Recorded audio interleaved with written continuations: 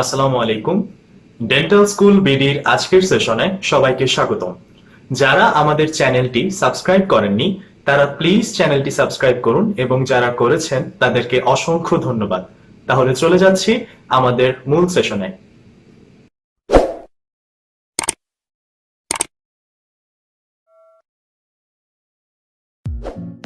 গত সেশনে বেশ কিছু ডেন্টাল ম্যাটেরিয়ালসের প্রপার্টিজ সম্পর্কে আমরা পড়েছিলাম। আজকের সেশনে আরও বেশ কিছু প্রপার্টিজ সম্পর্কে আমরা পড়ব। আগে থেকে একটু বলে রাখা ভালো, আজকে ডেন্টাল ম্যাটেরিয়ালসের প্রপার্টিজ সম্পর্কে এটাই লাস্ট সেশন। সো ক্লাসটা একটু লম্বা হবে। আশা করছি তোমরা সবাই মনোযোগ সহকারে ভিডিও শেষ পর্যন্ত দেখবে এবং আশা করি সবাই বুঝতে পারবে। তাহলে শুরু করছি আমাদের আজকের সেশন। প্রথমেই আমরা যেই কোশ্চেনটি দেখতে পাচ্ছি তা হচ্ছে ডিফাইন মডুলাস অফ ইলাস্টিসিটি। আমি আবার বলছি ডিফাইন মডুলাস অফ ইলাস্টিসিটি। এটি অত্যন্ত গুরুত্বপূর্ণ একটি ডেফিনেশন। এটি প্রফে, কার্ডে, টার্মের ভাইবা বোর্ডে এবং রিটেন পরীক্ষায় খুবই খুবই খুবই কমনলি আসে। এর আনসারটুকু আমি বলে দিচ্ছি। It is the relative rigidity or stiffness of the material within the elastic limit. আমি আবার বলছি, it is the relative rigidity or stiffness of the material within the elastic limit. আশা করছি তোমরা সবাই ডেফিনেশনটি ভালোভাবে মুখস্থ করে নিবে। তারপর যেই কোশ্চেনটি আমরা দেখতে পাচ্ছি তা হচ্ছে define elastic limit. Define elastic limit এর আনসারটুকু আমি বলে দিচ্ছি। Elastic limit can be defined as the maximum stress that a material will withstand without permanent deformation. আমি আবার বলছি, elastic limit can be defined as the maximum stress that a material will withstand without permanent deformation. এটাকে যদি আমরা একটু বাংলায় বলতে চাই, ইলাস্টিক লিমিট হচ্ছে সেই পরিমাণ লিমিট যেই লিমিটটাতে ম্যাক্সিমাম পরিমাণ স্ট্রেস প্রদান করলে সেই ডেন্টাল ম্যাটেরিয়ালসটা পার্মানেন্টলি ডিফর্ম হয় না, অর্থাৎ ডেন্টাল ম্যাটেরিয়ালসের বিকৃতি ঘটে না যেই লিমিট পর্যন্ত, সেটাই হচ্ছে ইলাস্টিক লিমিট। তারপর যেই কোশ্চেনটি আমরা দেখতে পাচ্ছি তা হচ্ছে define and classify stress. Define and classify stress একটু সহজ ভাষায় যদি আমরা বলতে চাই, স্ট্রেস হচ্ছে one type of force. So এর আনসারটুকু আমরা দেখে নিই। When an external force is applied to a body, an internal force is set up, which is equal and opposite to the applied force. This internal force is called stress. আমি আবার বলছি ডেফিনেশনটা। When an external force is applied to a body, an internal force is set up, which is equal and opposite to the applied force. This internal force is called stress. স্ট্রেসের একটি formula আছে, তা হচ্ছে stress equal to force divided by area. আমি আবার বলছি, stress equals to force divided by area. একে আমরা শর্ট ফর্মে S equals to F by এও বলতে পারি। Stress is measured in units of force per unit area or newton per metre square. আমি আবার বলছি, এর একক হচ্ছে নিউটন পার মিটার স্কোয়ার। স্ট্রেসের টাইপগুলো আমরা একটু পড়ে নিই। স্ট্রেস হচ্ছে থ্রি টাইপস। প্রথমটি হচ্ছে টেনসাইল স্ট্রেস, দ্বিতীয়টি হচ্ছে কম্প্রেসিভ স্ট্রেস, তৃতীয়টি হচ্ছে শিয়ার স্ট্রেস। আমি আবার বলছি, স্ট্রেস হচ্ছে থ্রি টাইপস। প্রথমটি হচ্ছে টেনসাইল স্ট্রেস, দ্বিতীয়টি হচ্ছে কম্প্রেসিভ স্ট্রেস, তৃতীয়টি হচ্ছে শিয়ার স্ট্রেস। আমরা একটু একটু করে প্রতিটা স্ট্রেসের একটু একটু করে ব্যাখ্যা পড়ে নিই, কারণ এই কোশ্চেনটা অত্যন্ত গুরুত্বপূর্ণ একটি কোশ্চেন। কম্প্রেসিভ স্ট্রেসের ডেফিনেশনটা আমরা প্রথমে একটু দেখব। Compressive stress is the internal force which is set up in a body against an external force acting directly opposite to each other with an attempt to shorten it. এর মধ্যে যেই অংশটুকু সবচেয়ে গুরুত্বপূর্ণ তা হচ্ছে acting directly opposite to each other with an attempt to shorten it, অর্থাৎ directly একটা আরেকটার অপোজিটে বল প্রয়োগ করবে, যা যে কোনো যেই বস্তুটার উপর বল প্রয়োগ করবে তাকে শর্ট করার জন্য একটা প্রচেষ্টা আর কি। এর ফিগারটা আমরা একটু দেখলে বুঝতে পারবো। এখানে একটা বস্তু আছে, যে বস্তুটার উপর দুই দিক থেকেই বল প্রয়োগ করা হচ্ছে এবং একটু খেয়াল করলেই আমরা দেখতে পারবো যে দুটো দিক কিন্তু একটা আরেকটার বিপরীত দিকে বল প্রয়োগ করছে, দুটো একই দিকে কিন্তু করছে না, যার কারণে বস্তুটাকে শর্ট করার, অর্থাৎ যার ডেফিনেশন আমরা পড়লাম with an attempt to shorten it, এই ঘটনাটাই আসলে এখানে ঘটছে। তারপর আমরা পড়ে নিচ্ছি টেনসাইল স্ট্রেস সম্পর্কে। Tensile stress is the internal force which is set up when an external force is applied to a body with an attempt to stretch or elongate it. এখানে সবচেয়ে গুরুত্বপূর্ণ পার্টটি হচ্ছে with an attempt to stretch or elongate it. Tensile স্ট্রেসের ফিগারটা আমরা একটু দেখে নিই। ফিগারটা দেখলেই আমরা বুঝতে পারবো, একটু ভালো করে দেখলেই বুঝতে পারবো আমরা যে একটা বস্তু থেকে দুদিকে বল প্রয়োগ যাচ্ছে, বলের দিক দুই দিকে, যার কারণে এটা স্ট্রেচ অর ইলংগেট হওয়ার একটা ক্ষুদ্র প্রচেষ্টা। তারপর আমরা যেটি দেখছি তা হচ্ছে শিয়ার স্ট্রেস। পড়ে নিই একটু শিয়ার স্ট্রেস সম্পর্কে। It is an internal force which is set up against an external force acting opposite to each other but not directly opposite with an attempt to twist it. শুরুতে আমরা পড়লাম হচ্ছে compressive stress. Compressive স্ট্রেসের ক্ষেত্রে সবচেয়ে গুরুত্বপূর্ণ part ছিল acting directly opposite to each other. আর একটু ভালো করে খেয়াল করলে দুটোর পার্থক্য আমরা খুব সহজেই বুঝতে পারবো। শিয়ার স্ট্রেসের ক্ষেত্রে opposite to each other but not directly opposite with an attempt to twist it, অর্থাৎ সরাসরি তারা অপোজিটে ক্রিয়া করছে না, একটু পার্থক্য রেখে এই বস্তুটাকে বাঁকা করার একটা চেষ্টা। টুইস্ট অর্থ হচ্ছে বেঁকে যাওয়া।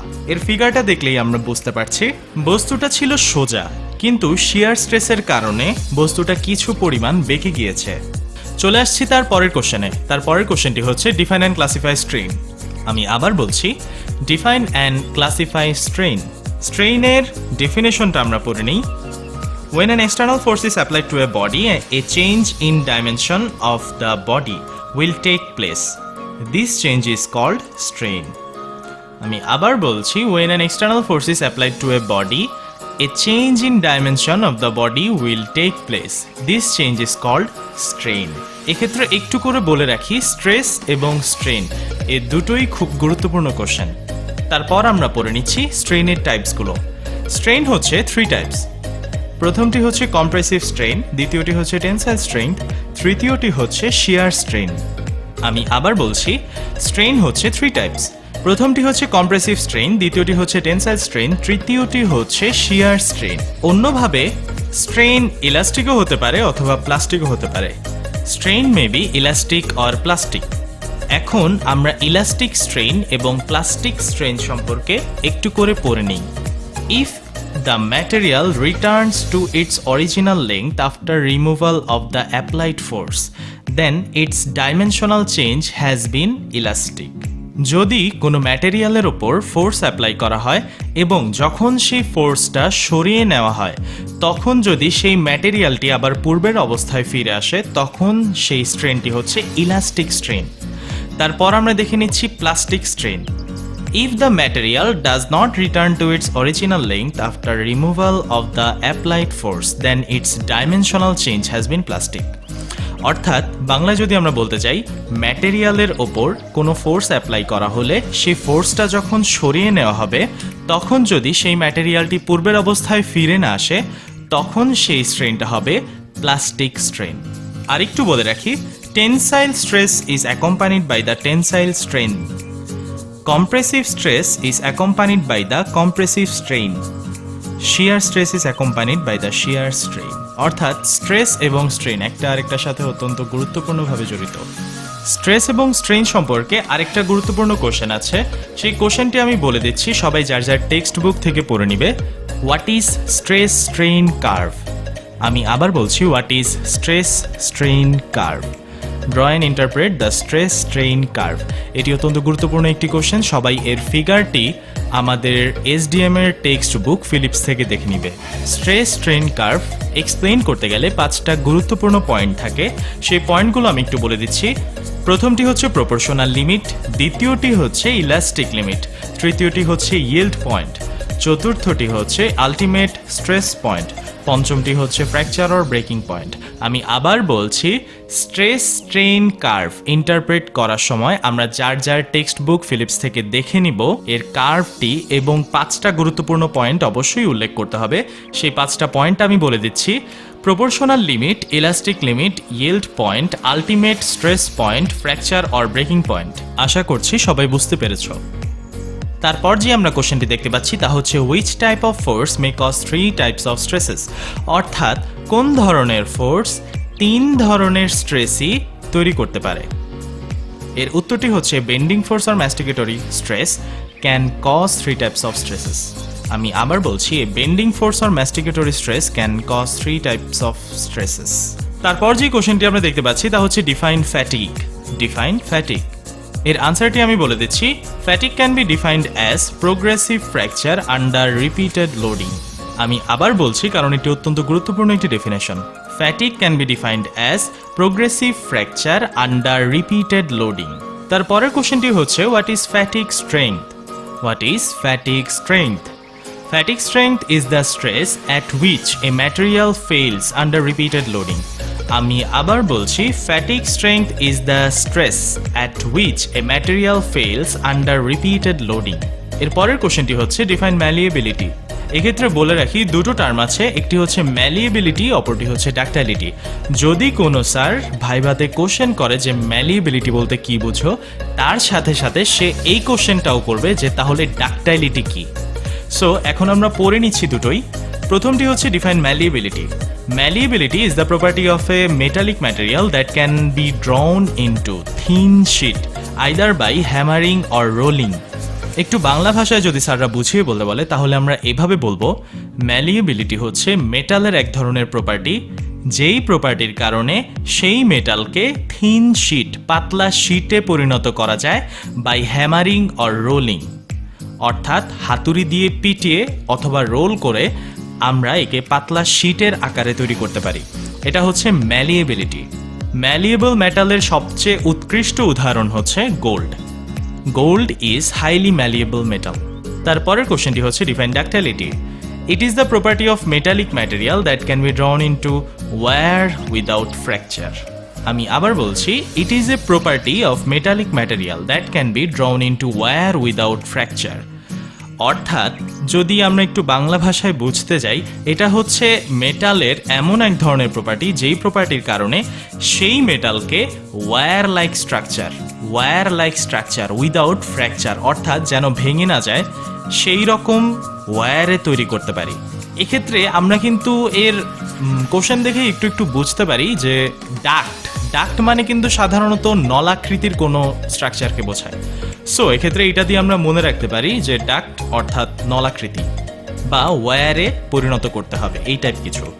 সো এক্ষেত্রেও ম্যালিয়েবিলিটির মতো ডাক্টাইলিটিতেও gold is highly ductile metal, অর্থাৎ ডাক্টাইলিটি সবচেয়ে গুরুত্বপূর্ণ মেটেরিয়াল হচ্ছে গোল্ড।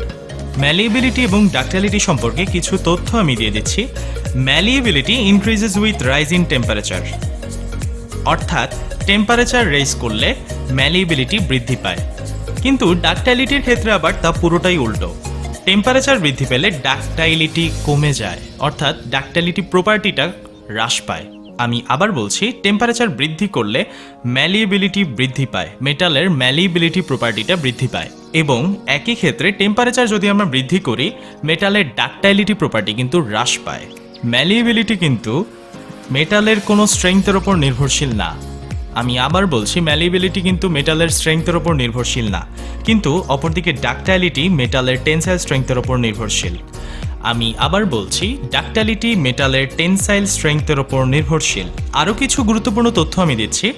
ম্যালিয়েবিলিটি এবং ডাক্টাইলিটি কিভাবে আমরা মেজার করব, অর্থাৎ কিভাবে আমরা পরিমাপ করব।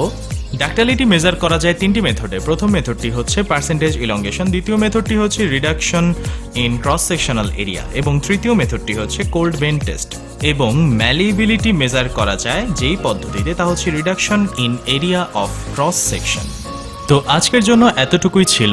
আশা করছি আজকে আমরা যা পড়েছি সবাই সবকিছু বুঝতে পেরেছো। তোমাদের যার যে টপিক সম্পর্কে ক্লাস লাগবে তোমরা আমাদেরকে কমেন্ট বক্সে জানাও। আমরা চেষ্টা করব ডেন্টাল স্কুল বিডির পক্ষ থেকে সেই টপিক্সের ওপর ক্লাস নিতে।